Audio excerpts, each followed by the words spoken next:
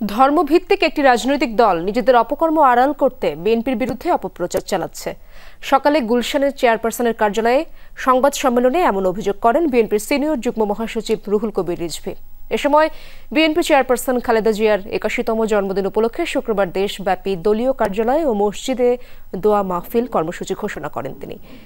সেই সঙ্গে বলেন, নির্বাচনকে সামনে রেখে একটি বিশেষ মহল উদ্দেশ্যমূলক অপপ্রচার চালাচ্ছে। এছাড়া রংপুরের সনাতন ধর্মের দুইজনকে মবের মাধ্যমে হত্যার নিন্দা জানান তিনি। বলেন, পিআর পদ্ধতির জন্য দেশের মানুষ এখনো প্রস্তুত নয়।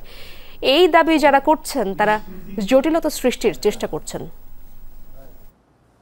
ইকবালের বাড়ি নির্মাণে চট্টগ্রাম উন্নয়ন কর্তৃপক্ষের কাছে জমা দেওয়া নকশা না মানার অভিযোগ দেওয়া হয়। এটা করছেন একটা বিশেষ উদ্দেশ্য নিয়ে, সামনে নির্বাচন, বিএনপির ভাবমূর্তিকে নষ্ট করা। একদিকে যেমন পলাতক দোসররা আছেন, ঠিক তেমনি ভাবে আরো দুই একটি রাজনৈতিক দল তারা করছেন। এবং এই ইকবাল, এই ভদ্রলোকটিও একটি রাজনৈতিক দল, ধর্মভিত্তিক একটি রাজনৈতিক দলের সে একজন নেতা।